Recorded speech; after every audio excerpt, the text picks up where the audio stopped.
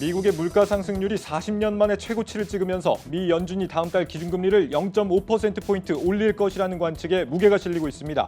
오는 24일 열리는 한국은행 금융통화위원회 역시 추가 금리 인상에 나설지 관심이 모아지고 있습니다. 카카오가 지난해 사상 최대 실적을 달성했습니다. 매출은 6조 원을 넘어서며 네이버를 턱 밑까지 추격했고 영업이익도 30% 이상 늘어나며 역대 최대치를 기록했습니다. 모빌리티, 페이, 게임 등 모든 사업 분야가 골고루 성장한 덕분이라는 분석입니다. 발행 코인에 대해 자세한 내용을 담아야 하는 코인 백서가 사실상 유명무실한 수준인 것으로 나타났습니다. 과거에 쓰여진 내용 그대로 방치되거나 전부 영어로만 쓰여 있는 경우가 대부분인 것으로 드러났습니다. 기아가 미국 시장 조사업체 JD 파워 내구 품질 평가에서 사상 처음 1위에 올랐습니다. 이 평가에서 기아와 같은 일반 브랜드가 프리미엄 브랜드를 제치고 1위를 차지한 것은 이번이 처음입니다. 여러분 안녕하십니까? 투자의 깊이를 더하는 뉴스 플러스 시작합니다. 오늘은 공격적인 긴축 정책을 예고하고 있는 미국의 경제 상황부터 진단합니다. 네, 금요일장 마무리가 됐습니다. 우려했던 대로 미국 소비자 물가지수가 시장 발목을 잡았는데요. 국채금리 상승의 긴축 속도에 대한 매파적인 시각까지 시장이 녹록지 않았습니다. 증권부 박찬희 기자와 시장 정리하고 다음 주 시장까지 전망해 보겠습니다. 예, 박 기자, 먼저 이번 주 시장 흐름부터 정리를 하고 넘어가죠. 네, 이번 주 우리 시장은 미국의 소비자 물가지수 발표를 앞두고 보합권에서 움직였습니다. 등락폭이 크지 않은 상태에서 2,750선 안팎에서 움직였는데요. 외국인 매수세에 힘입어 목요일까지 상승세를 이어오다가 간밤에 발표된 1월 미국 소비자 물가지수가 7.5%를 기록하면서 하락 반전했습니다. 1월 소비자 물가지수가 예상치인 7.3%를 상회하면서 시장의 긴축 우려를 키웠습니다. 장 초반 1% 넘게 하락했던 코스피는 오후 들어 개인과 외국인의 매수세가 확대가 되면서 낙폭을 조금 줄이는 듯했지만 장 막판에 다시 낙폭을 키웠습니다. 코스피 지수는 전일 대비 0.87% 내린 2,747포인트로 마감하면서 이번 주 상승분을 다시 반납했습니다. 네, 보셨다시피 이번 주 그래도 기대감이 있던 시장이었는데 좀 무너져서 아쉽습니다. 특히나 미국부터 이제 성장주가 무너지면서 오늘 코스닥 지수도 심상치가 않았죠. 맞습니다. 이날 코스닥 지수도 2% 넘게 빠졌습니다. 코스닥은 외국인 매도세가 유례 없이 강하게 나오고 있습니다. 올해 들어 외국인들은 코스닥 주식을 약 2조 8천억 원 팔아치웠습니다.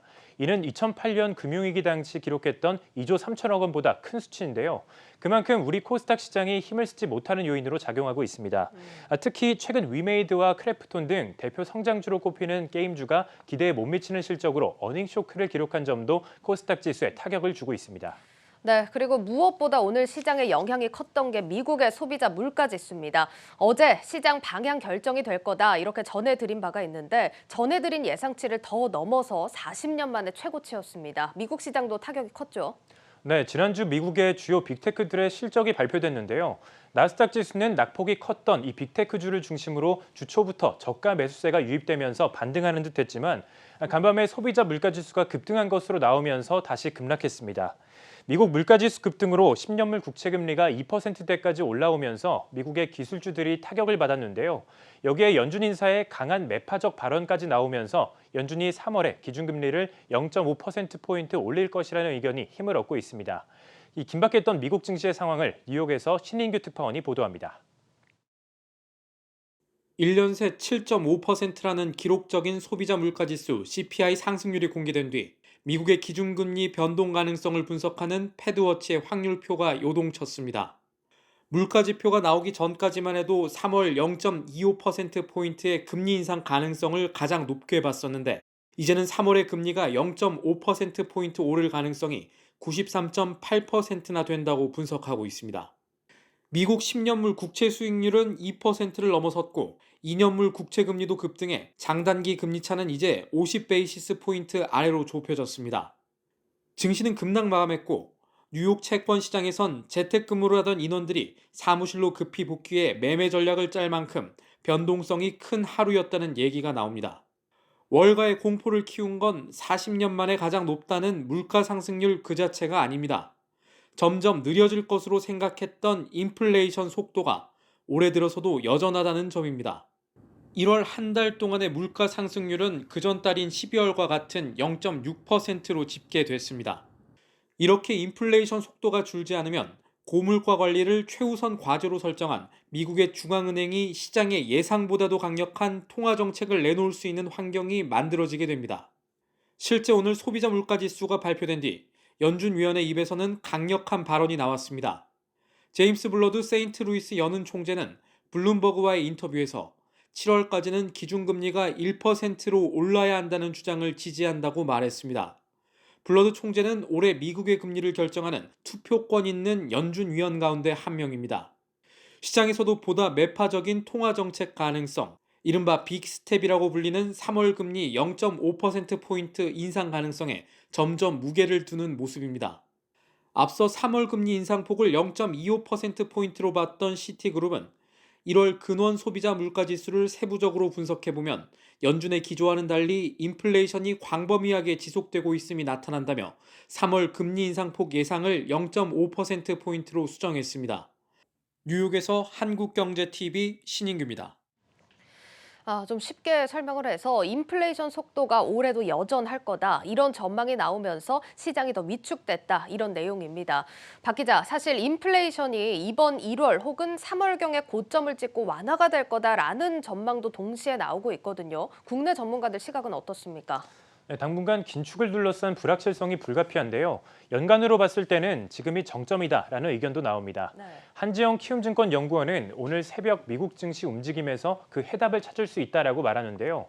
한지영 연구원은 소비자 물가지수 발표 이후 장 초반까지 상승세를 보였다는 것은 인플레이션 피크아웃이 증시에 일정 부분 선반영된 것으로 볼 수 있다라고 설명을 했습니다. 또 미국의 주요 항만 내 적체 현상이 해소되고 있어서 공급난 역시 피크아웃했을 가능성이 높다고 판단한다라고 덧붙였습니다. 이날 바이든 대통령도 소비자 물가지수 발표 직후 성명을 통해서 전문가들은 올해 말까지 인플레이션이 상당히 완화될 것으로 예측한다. 인프라와 제조업을 재건하고 공급망을 강화할 것이다 라면서 시장을 진정시키는 모습이었습니다.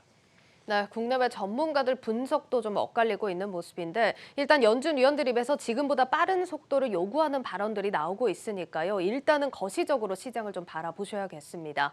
자, 박 기자, 그리고 최근 글로벌 국가들이 오미크론 방역을 좀 완화하고 있는 점, 여기도 좀 주목을 해봐야겠죠.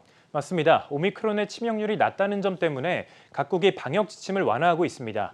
오미크론이 풍토병처럼 약해지면서 코로나19 사태가 종식될 것이라는 이 긍정적인 관측도 나오는데요. 글로벌 국가들은 밀접 접촉자들의 격리 기간을 단축하고 마스크 의무 착용이나 이 백신팩스 적용을 해제하는 등 방역 수칙을 완화하고 있습니다. 또한 이에 따라서 증시에서는 리오프닝주의 주가가 움직이고 있는데요. 뉴욕 증시에서는 여행 관련주들이 강세를 보이고 있습니다. 또한 국내에서도 대한항공이나 제주항공을 비롯해 이 노란풍선, 하나투어, 모두투어, 호텔신라 등 모두 상승하는 모습이었습니다.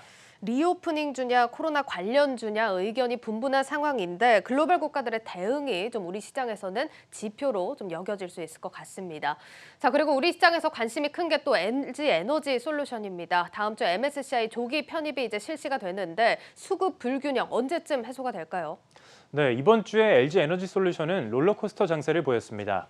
지수 리밸런싱 기대감에 지난 화요일 장중 57만 원까지 상승하면서 투자자들의 기대감을 불러일으켰지만 이후 개인들의 차익 실현 매물이 쏟아지면서 다시 50만 원 밑으로 떨어졌는데요. 주요 지수 편입과 맞물려서 LG 에너지 솔루션 물량 확보를 위한 기관들의 이 대형주 매도세도 한동안 계속될 것으로 전망이 되고 있습니다. 알겠습니다. 자, 그럼 마지막으로 다음 주 일정들 좀 살펴볼 텐데 다음 주도 좀 바쁘게 체크해야 할 포인트들이 많네요, 박 기자. 맞습니다. 중요한 일정이 많습니다. 15일에 미국의 1월 생산자 물가지수가 발표되는데요. 간밤 소비자 물가지수 발표 이후 증시가 출렁였던 만큼 수치 꼭 체크해볼 필요가 있겠습니다. 16일에는 1월 FOMC 의사록과 소매 판매, 산업 생산 지표가 발표됩니다. 그리고 17일에는 이제 FOMC 의사록의 경우에는 내용에 따라서 증시 변동성이 커질 수 있어서 살펴볼 필요가 있습니다.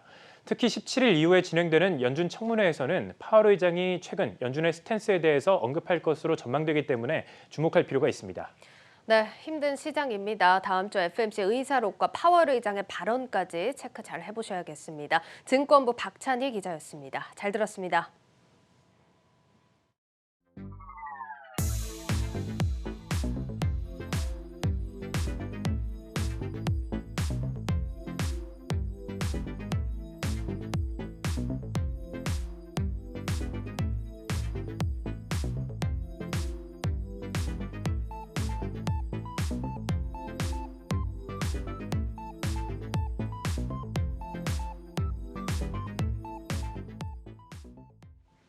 지난해부터 갖가지 논란으로 홍역을 치렀던 카카오.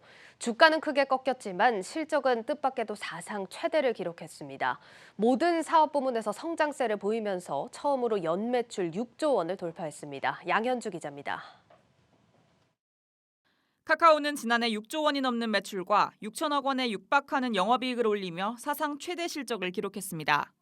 플랫폼 산업에 대한 규제 움직임과 회사 경영진의 리더십 논란에도 불구하고 전 사업 부문 고른 성장세를 보였습니다.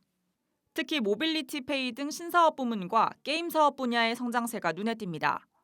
모빌리티 가맹 택시 확대와 카카오페이 결제 사업 성장에 더해 모바일 게임 오딘이 인기를 끌며 신사업과 게임 사업 부문 매출은 지난해 같은 기간 대비 각각 107%, 97% 증가했습니다. 카카오는 이날 자사주 소각, 배당 등 중장기 주주 환원 정책도 처음 발표했습니다. 자사주를 소각하게 되면 발행 주식 수가 줄어 주당 가치가 높아지게 되는데 카카오는 총 3천억 원에 달하는 자사주를 연내 소각할 계획입니다. 전날 남궁훈 카카오 대표 내정자도 개인 페이스북과 사내 게시판을 통해 주가가 15만 원 선을 회복할 때까지 최저임금을 받겠다며 책임 경영 의지를 드러낸 것도 같은 맥락입니다. 전문가들은 앞으로 카카오의 주가 흐름을 결정할 주요 변수로 메타버스 사업 확장과 규제 리스크 해소를 꼽았습니다. 카카오가 내수기업이라는 꼬리표를 떼기 위해 클레이튼 블록체인 플랫폼을 기반으로 글로벌 메타버스 생태계 확대에 나선 것도 이런 이유 때문입니다. 문제는 규제 리스크 해소인데 대선 이후 플랫폼 산업에 대한 규제안이 어느 정도 방향을 잡을 것으로 예상되는 만큼 2분기부터는 주가 반등이 가능할 것으로 보입니다. 작년 하반기부터 주가가 부진한 가장 큰 이유는 빅테크에 대한 규제 리스크가 이제 불거졌고 그 규제가 어떤 식으로 진행이 될지 모른다라는 투자 심리 자체가 약화된 게 좀 가장 큰 것 같고 그게 이제 차기 정부가 결정이 되고 어떤 식으로 빅테크에 대한 스탠스를 가져가냐가 정해지기만 해도 저는 그런 우려는 이제 상당 부분 좀 제거가 될 수 있어서 2분기부터는 좀 주가 반등 가능할 거라고 보고 있습니다. 지난달 8만 원대로 떨어졌던 카카오 주가는 오늘 실적 발표 이후 장중 9만 원 선을 회복했습니다. 한국경제TV 양현주입니다. 한국가스공사와 한국전력 두 공기업 간의 실적 격차가 갈수록 벌어지고 있습니다. 호실적이 예상되는 가스공사는 배당 확대가 예상되고 있지만 좀처럼 적자에서 벗어나지 못하고 있는 한전은 무배당이 확실시되고 있습니다. 신재근 기자입니다. 한국전력과 한국가스공사는 순이익의 40%를 배당하는 주주 친화 정책을 취하고 있습니다. 하지만 두 회사는 올해 배당에서 큰 차이를 보일 것으로 예상됩니다. 먼저 가스공사는 2년 만에 배당에 나설 것이란 관측이 우세합니다. 지난해 연간 순이익이 5천억 원대로 흑자 전환을 눈앞에 두고 있습니다. 올해 주당 1,200원에서 내년엔 2,000원으로 배당금 또한 늘어날 전망입니다. 작년 달러화 강세로 2천억 원 넘는 환차손이 발생했는데 올해는 환율의 추가 상승 가능성이 낮기 때문입니다. 보통 환율이 10% 오를 때 가스공사의 순이익은 2,500억 원가량 줄어드는 것으로 알려졌습니다. 유가와 천연가스 가격 급등으로 이라크 가스전 등 보유하고 있는 자원개발 사업에서도 추가적인 이익을 낼 수 있다는 분석입니다. 2021년 기말 환율 대비해서 2022년에 기말 환율이 추가로 더 약세로 되기 어렵다고 생각을 하고 있고요. 국제 유가라든지 천연가스 가격 등에 연동되는 이런 어떤 자원개발 자산들의 이익도 많이 좋아지다 보니까 전년 대비해서 증액하는 구간에서 올해 연말에 배당 기대감도 높기 때문에 반면 한전은 2년 만에 다시 무배당이 유력한 상황입니다. 지난해 제때 전기요금을 올리지 못하면서 4조 원 넘는 순손실이 예상되고 올해는 손실 규모가 7조 원에 육박할 전망입니다. 올해 2분기와 4분기 두 차례 요금 인상이 예정돼 있다고는 하지만 배럴당 90달러까지 오른 국제유가 탓에 연료비 부담은 고민거리란 지적입니다. 천연가스 가격이 국제유가에 후행하는 측면이 있는 만큼 당분간 비용 부담이 커질 수밖에 없다는 이유에서입니다. 똑같은 배당 정책을 채택하고 있는 가스공사와 한전이 이익 격차로 인해 전혀 다른 행보를 보이고 있습니다. 한국경제TV 신재근입니다. 긴축 우려에 따른 주요 글로벌 증시 조정과 맞물려서 이들 지수를 기초 자산으로 하는 주가 연계 증권, 이른바 ELS 상품에 대한 투자 매력도가 높아지고 있습니다. 낮아진 기준 가격에 더해서 손실 조건들이 개선이 되면서 주목을 받고 있는 건데, 그래도 여전히 긴축 우려를 둘러싼 불확실성은 계속되고 있는 만큼 아직은 보수적으로 접근해야 한다는 의견도 적지 않습니다. 박승원 기자입니다. 대표적 중위험 중수익 상품인 ELS. 기초자산이 정해진 구간 내에서 이탈하지 않으면 약속된 이자와 투자원금을 지급받는 금융상품인데 최근 긴축 우려 등으로 기초자산인 지수 레벨 자체가 낮아지면서 다시금 주목을 받고 있습니다. ELS가 주로 기초자산으로 삼고 있는 코스피 200이나 유로스톡스 50, S&P 500 지수 등은 직전 고점 대비 조정을 받은 상황입니다. 이런 상황에서 증권사들이 투자자들이 관심을 가질 수 있는 손실 조건을 개선하거나 수익률을 높이는 상품 구조 등을 속속 내놓으면서 마땅한 투자처 찾기가 여의치 않은 현재 상황에서 투자 매력도가 높아졌다는 게 증권가의 분석입니다. 크게 주가가 인덱스 같은 게 급락할 상황도 지금 보여지고 있지 않아서 투자자 입장에서는 꽤 지금 쿠폰대나 이런 배리어나 이런 상품성을 보면 상당히 좀 개선된 그런 상황이라고 보시면 될 것 같습니다.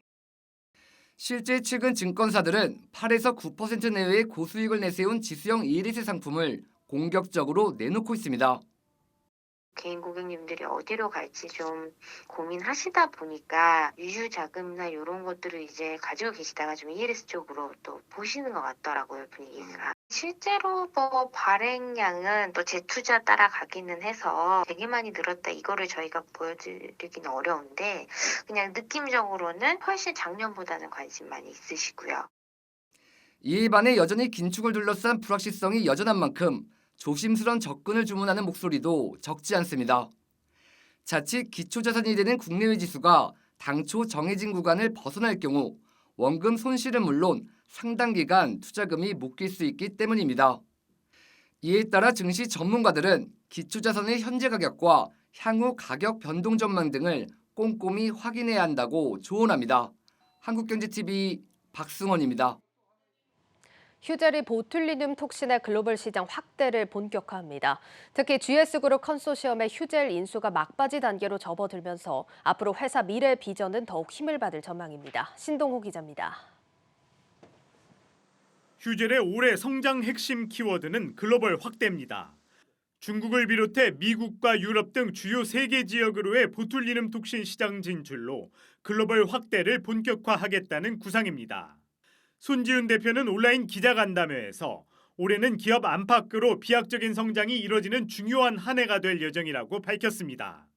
가장 먼저 진출한 중국에선 올해 시장 점유율을 20%까지 확대하기로 했습니다.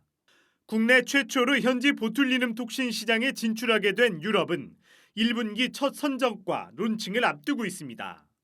올해 유럽에서 품목 허가 승인 권고에 이어 프랑스 국립의약품청의 품목 허가를 획득한 가운데 유럽 11개국 진출을 완료하고 내년까지 유럽 36개국 진출을 마무리 짓겠다는 계획입니다. 유럽과 함께 이르면 올 상반기 미국에서도 품목 허가를 획득하며 세계 최대 시장에 도전한다는 전략입니다. 현재 글로벌 보툴리눔 톡신 경쟁업체는 미국의 에브비 보톡스를 선두로 프랑스 입센 디스포트, 독일 멀츠 제오민입니다. 휴젤은 시장 후발주자지만 기존 제품과 비교해 낮은 가격과 젊은 소비층을 대상으로 승부를 걸 계획입니다. 해외 진출의 속도를 내면서 이에 따른 생산량도 증대합니다. 춘천에 연간 800만 바이알 생산이 가능한 3공장 건설을 진행 중에 있으며 신공장은 6월 완공 후 밸리데이션 과정을 거쳐 내년부터 본격적인 제품 양산에 돌입합니다. 특히 휴젤은 GS가 총 투자금을 1억 달러를 늘리며 투자 구조를 확정지으면서 제2도약으로 한 걸음 더 나아가는 것에 거는 기대가 큰 상황. 손 대표는 바이오 산업을 그룹 신성장 동력의 한 축으로 정의한 GS와 CBC의 지원으로 휴젤의 미래 비전은 앞으로 더욱 힘을 받을 것이라고 포부를 밝혔습니다. GS 그룹 품에 안긴 휴젤이 글로벌 보툴리눔 톡신 시장에서 어떤 시너지 효과를 보여줄지 주목됩니다. 한국경제TV 신동호입니다.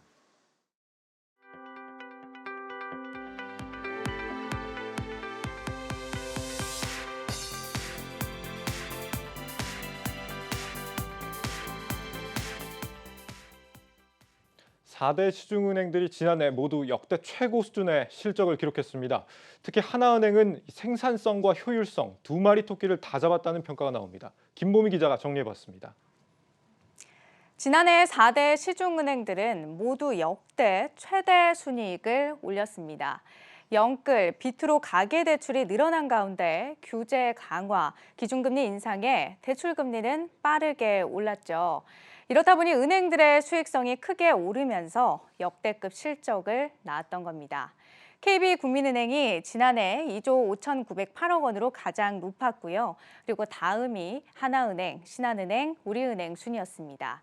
특히 하나은행은 지난 2017년 이후 4년 만에 신한은행을 제치고 2등 자리에 올라서 눈길을 끌었습니다. 그런데 이렇게 눈에 바로 보이는 이익이 아니라 효율성을 따져봤을 땐 어떨까요? 전혀 다른 결과가 나오는데요. 일반적으로 우리가 경영 효율성을 비교할 때 들여다보는 자료 중 하나로 충당금 적립 전 이익을 직원 수로 나눈 직원 1인당 생산성이라는 게 있습니다. 현재까지는 지난해 3분기까지 관련 자료가 공시돼 있는데요. 직원 1인당 생산성은 신한은행이 2억 3,700만 원으로 가장 높았고 다음이 하나은행, KB국민은행, 우리은행 순이었습니다. 지난해 말 기준으로는 영업이익 경비율, 즉 CIR이라는 지표를 통해서 확인해 볼 수 있는데요. CIR은 전체 영업이익에서 인건비나 임대료 등을 포함한 판매 관리 비용이 얼마나 나갔는지를 나타내는 걸 말합니다. 적은 인원, 적은 비용 투입으로도 최대 이익을 냈다면 그거야말로 효율이 높다는 의미가 되겠죠. 그래서 효율성이 높을수록 CIR은 낮게 나타납니다. 지난해 4대 시중은행 중에서 CIR이 가장 낮았던 곳은 하나은행이었습니다. 한마디로 경영 효율화 작업에 가장 적극적으로 나섰다는 의미입니다. 단기 순이익에서 가장 앞섰던 KB국민은행은 이 세 번째로 밀려난 모습이죠. 하지만 최근 5년 추이를 살펴보면 4대 시중은행 모두 효율성을 높이는 데 공을 들이는 모습입니다.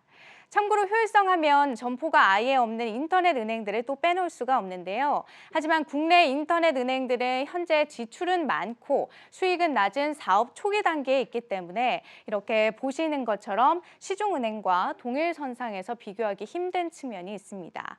그럼에도 불구하고 카카오뱅크, K뱅크 모두 빠른 속도로 수익성을 개선하면서 효율화에 속도를 내는 모습인데요. 장기적으로는 시중은행이 따라갈 수 없는 30%대 수준까지 CIR이 낮아질 것이란 전망이 나오고 있습니다. 한국경제TV 김보미입니다. 네, 정치경제부 전민정 기자 나와 있습니다. 정 기자, 한편으로는 요즘 코로나로 좀 경기가 어렵다 하는 상황에서 이렇게 은행들이 잘 나간다고 하니까 조금 씁쓸한 생각도 들긴 하는데 이 호실적이 그냥 주어진 게 아니라 나름의 노력을 했다 이런 겁니다. 영업이익 경비율 지표가 개선이 됐다. 이게 그러니까 경영 효율화를 나타내는 그런 지표인 모양이죠. 맞습니다. 네, 이 CIR 경영 효율성을 개선하기 위해서는 판매 관리비 중에서 이제 불필요한 비용을 줄이는 게 최우선 과제인데요. 근데 디지털화와 이제 코로나 영향으로 은행 업무에서 이제 비대면 거래가 차지하는 비중이 지난해 6월 기준으로 94%까지 올라섰습니다.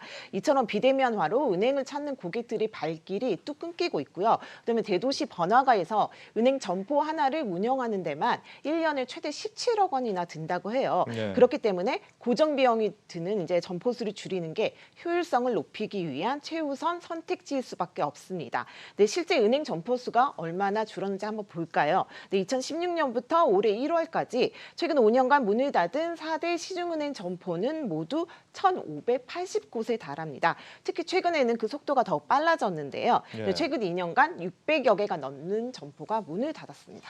점포를 줄였다는 건 그만큼 인력도 많이 줄였다 그런 말이 되겠네요. 네, 이제 시중은행들은 점포수 축소에 맞춰서 이제 희망퇴직 등을 통해서 이제 인력 구조 조정에 적극 나서고 있는데요. 구체적인 수치를 이제 함께 보시면 2018년부터 2020년까지 3년간 4대 시중은행 임직원 수는 이제 1,770여 명이 줄었습니다.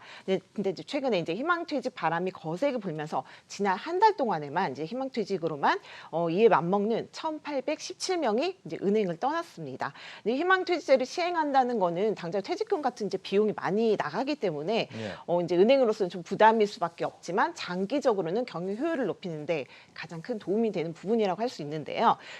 특히 최근 시중은행들이 이제 파격적으로 최대 3년치 급여에다가 각종 지원금까지 퇴직 조건으로 내걸면서 이제 개인당 3억 원 이상의 퇴직금을 챙길 수 있다고 해요. 그래서 이제 그리고 여기에다가 이제 급격한 디지털로 은행 이제 창구 직원들도 이제 더 이상 창구 업무만으로는 비전을 느끼지 못하고 퇴직금 받고 이제 나는 인생 이막 설계하러 나가야겠다 이런 사람이 늘고 있다고 합니다. 그래서 희망퇴직을 통한 인력 구조 조정은 앞으로 더욱 가속화될 수밖에 없을 것 같습니다. 그래서인지 요즘 진짜 은행 가보면은 기다리는 시간이 좀 더 많이 길어지는 것 같다 이런 느낌도 들기도 하고요. 가시는군요, 그래도. 그럼 가죠. 대출 받으려면 어쨌거나 가긴 해야 되니까. 대출 받는다는 사실을 공개해 버렸는데요.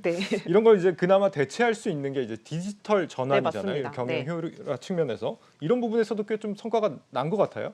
네, 이제 은행의 판매 관리비에서 인건비가 차지하는 비중이 통상 65% 수준입니다. 근데 이제 그래서 이제 구조 조정만으로는 인건비를 줄이는데 한계가 있고요. 그렇기 때문에 또 여기에 이제 일자리 창출, 은행의 공공성 측면에서는 일자리 창출도 해야 되고 그리고 디지털 소외계층, 여전히 노인분층들은 은행에 가죠. 근데 그래서 이제 신한은행 월급정 같은 경우에는 폐쇄됐다고 노인 이게 그분들이 지역 주민들 와가지고 시위도 하고 그랬는데요.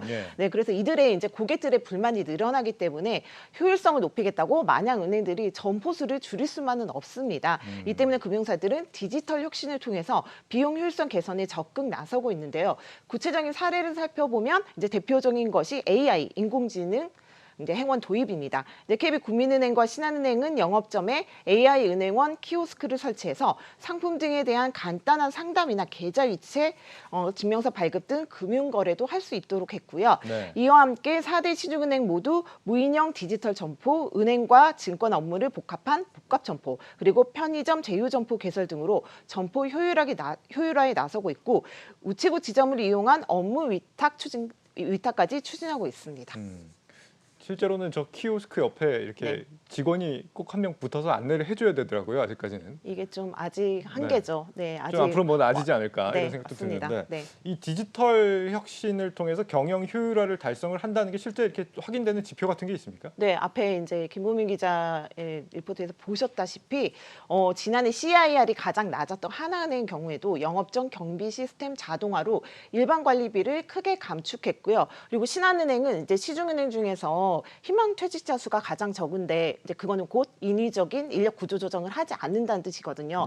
대신 그걸 하지 않은 대신에 이제 남는 유휴 인력을 디지털 라운지라고 이제 디지털 점포를 운영하는데 거기를 운영하는데 투입하거나 아니면은 디지털 업무에 재배치하는 식으로 이렇게 함으로써 이제 높은 비용 효율을 유지하고 있습니다. 은행들은 사실 이제 크게 수익 걱정은 안 해도 되는 상황 아닌가 하는 생각도 드는데요. 금리가 뭐 낮을 때는 사실 뭐 이렇게 대출 많이 해줘서 돈을 벌고 금리가 또 오를 때는 이자 수익 같은 걸로 또 돈을 버니까 근데 이렇게 경영 효율화라는 걸 열심히 해야 되는 그런 이유가 있습니까? 네, 기본적으로 이제 가계부채 급증에 따른 금융 당국이 대출 규제를 이제 하면서 이제 더 이상 가계 대출만으로는 이제 성장의 한계를 느끼고 있습니다. 그리고 최근에 정치권에서 예대금리 차 너무 심하다. 그래서 이걸 제동을 거는 법안까지 내놨고 이제 뭐 그래서 대출 금리가 오른다고 해서 언제까지 그 대출 금리가 오른 거에 수혜를 받을 수만 없을 정도의 좀 불안한 요소들이 있어요.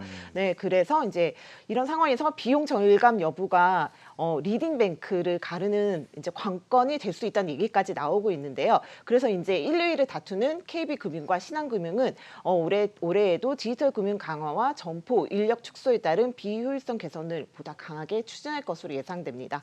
네, 지난해 실적 발표 컨퍼런스 콜에서도 시중은행들은 이러한 의지를 강하게 내비쳤는데요. 이번에도 리딩금융 1위 굳히기에 들어간 KB금융의 계획에 대해서 직접 들어보시겠습니다. 희망퇴직과 디지털라이제이션 비용 등 특이 요인을 제외하는 경우 CIR은 46.3%로 역대 최저 수준을 기록하였습니다.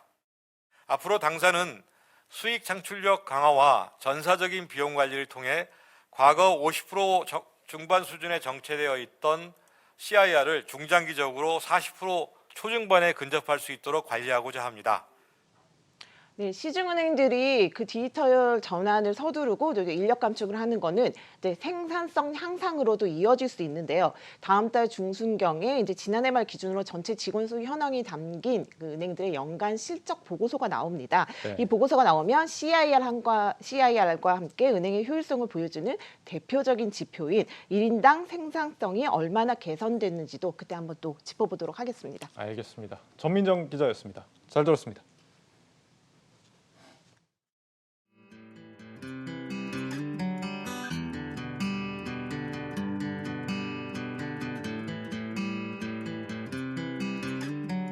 Everybody's here to find the love. Everybody's talking and having a good time tonight. I like it how you do it to me. Ba ba ba ba ba ba ba ba ba ba ba ba ba ba. I like it how you cheating on me. Ba ba ba ba ba ba ba ba ba ba ba ba ba. Everybody's here to find the love. Everybody's talking and having a good time tonight.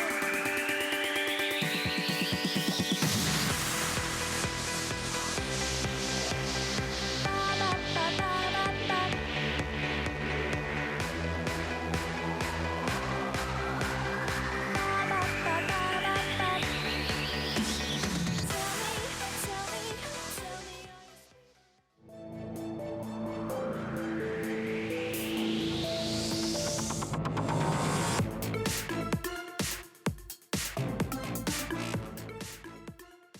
이 가상자산 코인 투자 하긴 하는데 마치 도박처럼 하고 계신 분들 많으실 겁니다. 왜 오르고 내리는지 제대로 파악도 안 되고 넘쳐나는 코인 종류에 비해서 정보는 극히 제한적이기 때문이지요. 그나마 거래소들이 이 백서라는 이름의 사업 계획서를 공개하고는 있는데 순 영어로 돼 있는 데다 내용도 부실한 경우가 허다한 것으로 드러났습니다. 먼저 정호진 기자 리포트 보시고 이어가겠습니다. 6%. 가상자산 사업자 신고 수리 이후 국내 최대 거래소인 업비트에 상장된 코인 가운데 한글 백서가 마련된 코인의 비율입니다. 코인 백서란 코인의 사업 계획서와 같은 문서로 코인의 전반적인 내용을 담고 있습니다. 주식시장에 상장하려는 기업이 금융감독원에 제출해야 하는 투자 설명서와 비슷한 겁니다. 하지만 백서는 전부 영어로만 쓰여 있거나 새로운 내용이 추가되지 않은 채 과거 백서가 그대로 방치되어 있는 경우도 많습니다. 또 코인 발행재단에 공정 공시 의무도 없기 때문에 투자자들은 사실상 객관적인 정보를 얻기 어렵습니다. 백서도 업데이트를 하고 그런 게 필요한데 그런 게 전혀 안 되고 있죠. 적어도 국내 프로젝트에서 하는 그런 ICO를 하고 이러는 것들은 한글 백서를 의무적으로 내도록 하고 이러는 게 되게 중요하죠. 깜깜이 백서 문제는 가상자산 거래소가 금융당국의 심사를 통과해 제도권에 들어온 뒤에도 고쳐지지 않고 있습니다. 특근법 신고 이후 국내 4대 거래소에 상장된 코인은 54개. 하지만 코인이 상장되더라도 제공되는 건 개략적인 정보와 홈페이지, SNS 링크 정도가 전부입니다. 상황이 이렇다 보니 투자자들은 백서도 읽어보지 못한 채 코인 투자에 뛰어들고 있습니다. 코인 관련된 커뮤니티를 자주 이용합니다. 그럼 백서 같은 거는 따로 읽어보거나 하신 적은 있으세요? 아니, 없습니다. 백서라는 거 있다는 정보도 못 들었던 것 같은데요. 필요 없다고 생각해요. 딱히 거기 백서 있는 대로 좀 더 유명하다 해서 코인이 올라가는 건 아니고. 금융당국도 이 같은 문제를 알면서도 당장 손을 쓰기엔 어렵다는 입장입니다. 금융당국 관계자는 현재로서는 특근법상 자금 세탁에 대한 조치만 가능하다며 공시 문제는 향후 업권법에서 다뤄져야 한다고 말했습니다. 관련 법이 없어서 지켜볼 수밖에 없다는 얘기입니다. 하지만 내년부터 가상자산 수익에 대해 세금을 부과하기로 한 정부가 법이 없다는 이유로 소비자 보호를 위한 제도 마련에 수수방관하는 것은 이치에 맞지 않다는 비판이 커지고 있습니다. 한국경제TV 정호진입니다. 네, 정호진 기자 그리고 도움 말씀 주실 정유신 서강대 기술경영전문대학 원장 스튜디오에 나와 있습니다. 교수님 어서 오십시오. 네, 안녕하세요. 안녕하세요. 정 기자, 지금 앞서 리포트를 좀 정리를 해보면 코인 투자자들이 좀 믿고 참고할 만한 지표가 없다 이런 거네요. 네, 맞습니다. 전문가들은 이 백서를 코인을 이해하기 위해서 굉장히 중요한 문서라고 얘기를 하는데요. 이 코인을 통해서 어떤 프로젝트를 또 뭐 어떤 기술을 활용해서 얼마만큼 코인을 발행한 다음에 어디에 사용할 것인지 이런 부분들이 전부 담겨 있기 때문입니다. 하지만 이 국내 4대 거래소에 상장된 코인들의 백서만 봐도 많이 부실한 점을 볼 수 있는데요. 사례를 들어서 좀 설명을 드려보겠습니다. 지난달 빗썸에 상장된 한 코인의 경우에는 이 백서가 A4 용지 4장 정도에 불과하고 또 마지막으로 수정된 건 심지어 2019년 9월이었습니다. 그러니까 발행 계획이라든지 그 동안에 충분히 바뀔 수 있음에도 투자자들은 이 백서만 본다면 이 부분은 모를 수 있는 거겠죠. 네, 증권시장에 상장하는 기업들의 경우 이 투자 설명서는 수백 페이지나 되는데 이것과 비교하면 많이 부족하다는 점을 알 수 있고요. 또 다른 사례 한 번만 보겠습니다. 최근 업비트 거래소에 상장된 비코인의 경우는 국내 프로젝트임에도 불구하고 이 영문 백서만 공개가 되어 있습니다. 그렇다고 뭐 한글 백서가 없는 것도 아니거든요. 그래서 제가 왜 이 한글 백서는 공개하지 않는 거냐고 물어봤는데 이 내부 정책이니까 좀 이해해달라 이런 식으로 얘기를 했습니다. 그렇다 보니까 이 투자자들은 이 코인 공부하려면 영어부터 공부해야 된다. 이런 우스갯소리도 나오고 있습니다. 거래소가 뭐 크건 작건 간에 가리지 않고 이 깜깜이 투자를 할 수밖에 없는 환경이다 이런 얘기인데 투자자 입장에서 좀 답답할 것 같습니다. 교수님이 보시기에는 이런 문제가 왜 생긴다고 보십니까? 네, 이제 시장이 워낙 커졌기 때문에 이제 뭐 계속 그런 우려는 얘기 나왔었죠.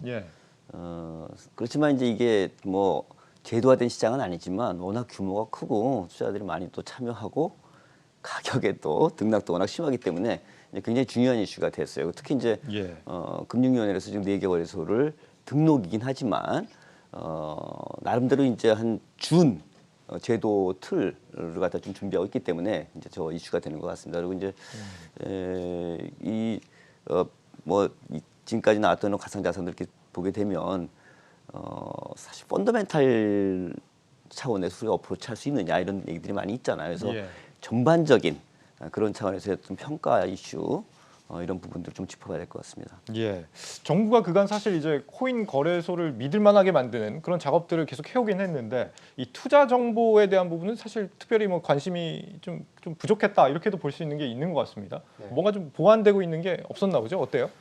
물론 보완하기 위한 움직임들은 계속 있었는데요. 하지만 이 투자자를 보호하기 위한 법을 만들자 이런 움직임은 계속 있었는데 좀 차일피일 미뤄지고 있습니다. 먼저 이 공시 의무 등이 담긴 좀 가상자산 업권법 제정안 이런 것들이 있었는데 좀 계류 중입니다.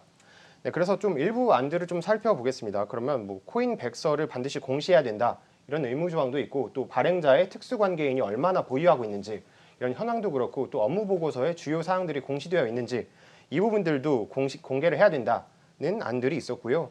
또 대선 후보들도 관련된 공약들을 제시했죠.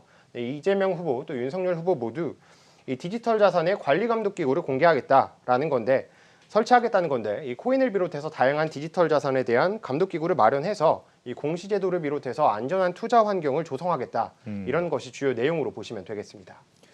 이 코인은 사실 제대로 된 그 검증 제도 같은 게 좀 공시 제도 같은 게 없기 때문에 현재대로라면 이제 거래소가 심사를 했으니까 그냥 믿고 투자해라 이런 얘기가 되는 것 같습니다. 맞습니다. 그래서 뭐 가상자산 투자 적격성이라든지 이런 것들을 평가할 수 있는 뭐 인증평가 제도 이런 부분들도 뭐 대안으로서 대두가 되고 있습니다.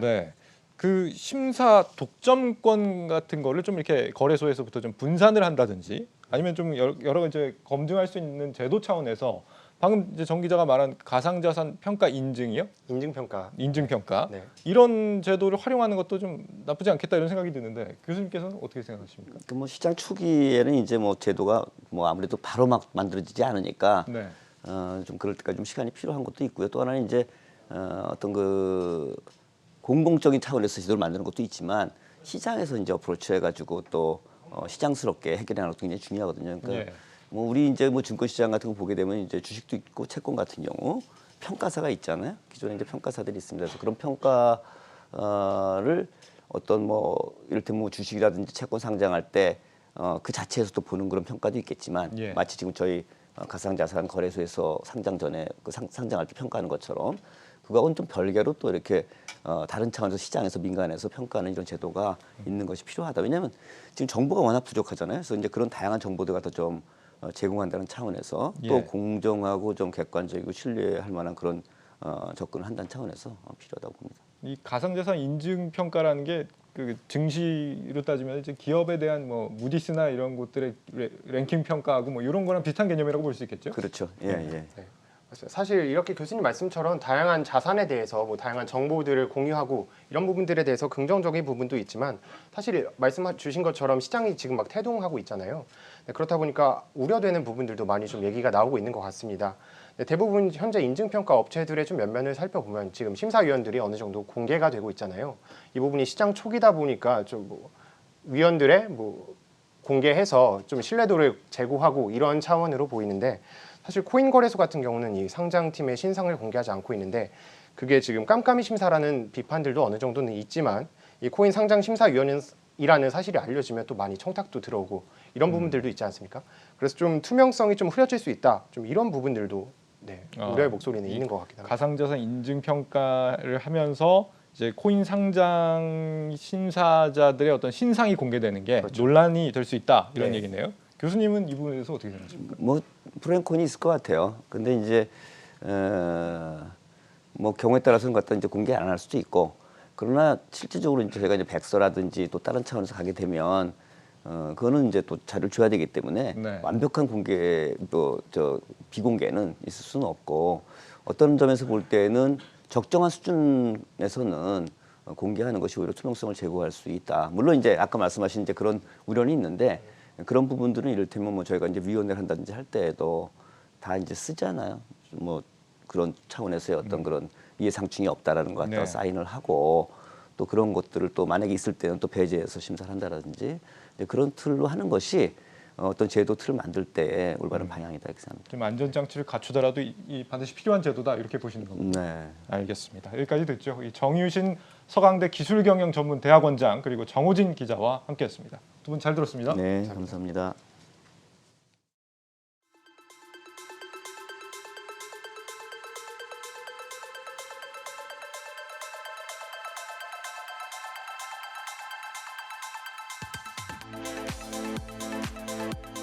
지금 봐보세요. 상향등이 방금 켜져 있다가 저분도 급하게 내렸어요. 근데 저는 그럴 필요가 없는 거죠. 그냥 자연스럽게 켠 상태에서 쭉 가는 거죠. 이랬을 때에는 제가 밖에 있는 시야가 정말 확보가 잘 되기 때문에 정말 안정적으로 갈 수 있습니다.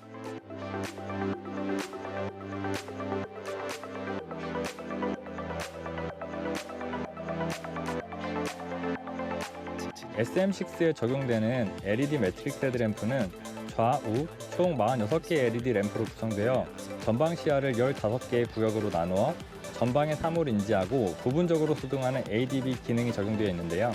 이를 통해 야간 주행 시 다른 차의 운전에 방해를 주지 않고 운전자의 야간 주행 시야를 확보하여 운전 편의성과 안전성을 높일 수 있는 기술이라고 보시면 될 것 같습니다.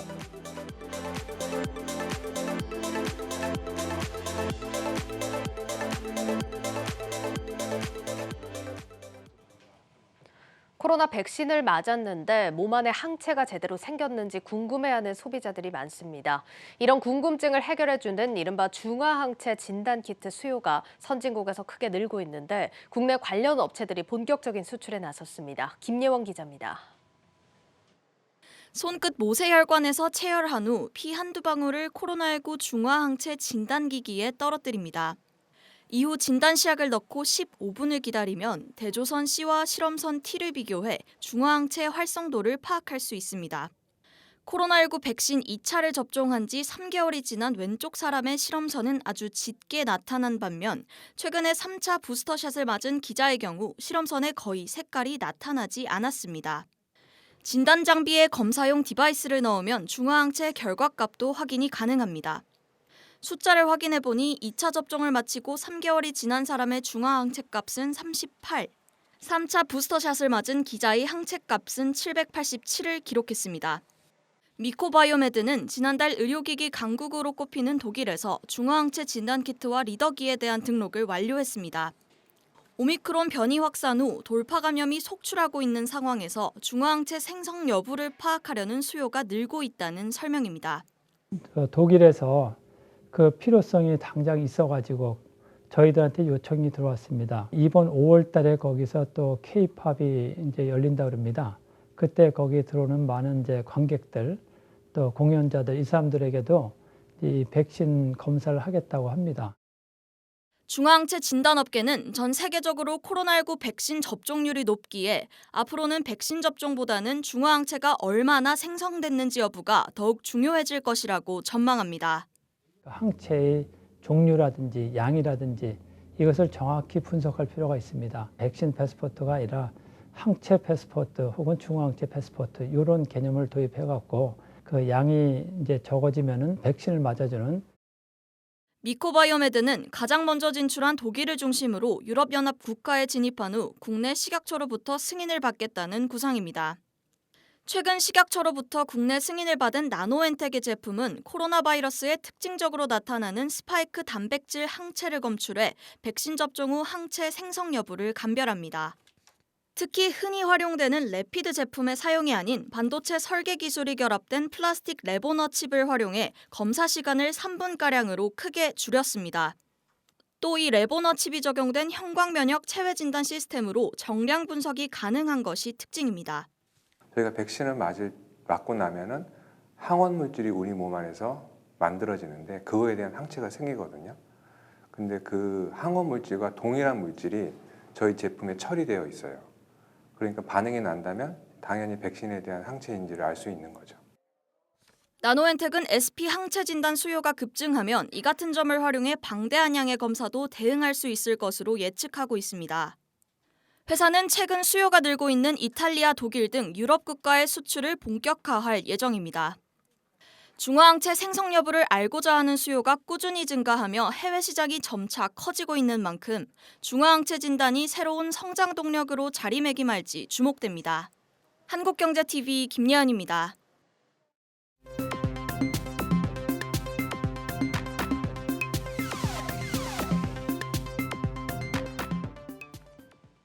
지난해 국세 수입이 정부 전망치보다 무려 30조 원가량 더 거친 것으로 나타났습니다.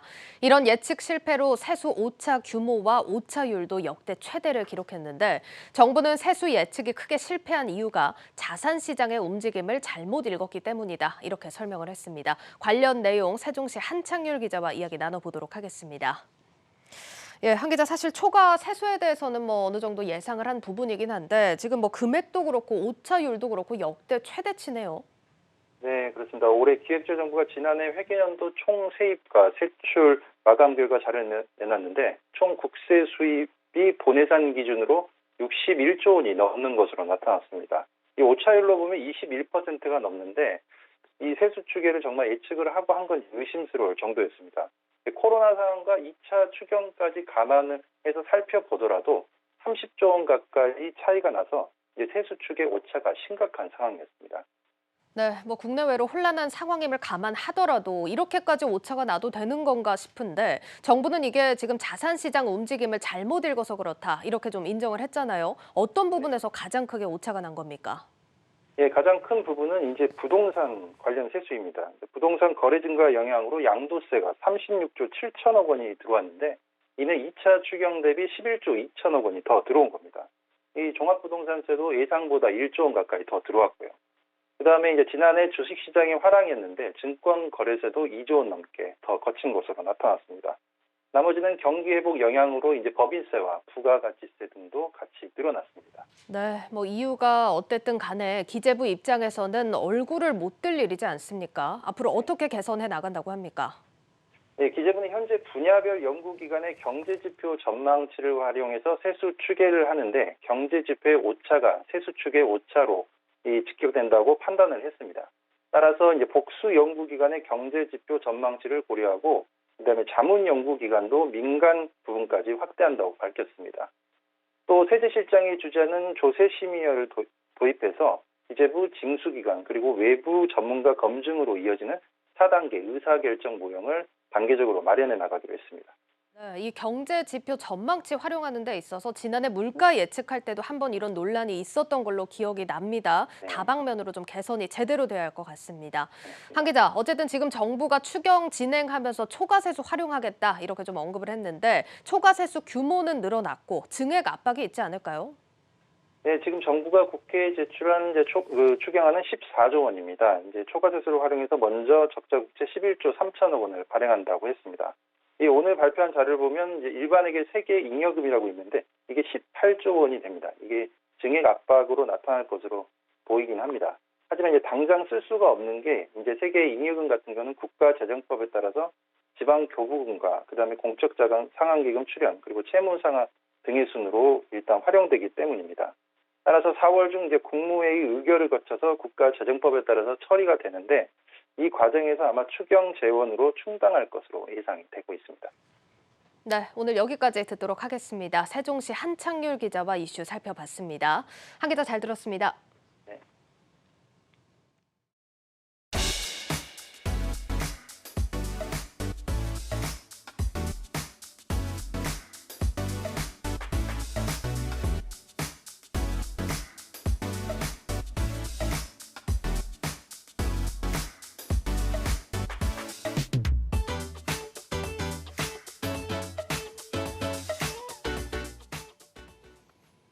뉴스 플러스를 마치겠습니다. 여러분 고맙습니다.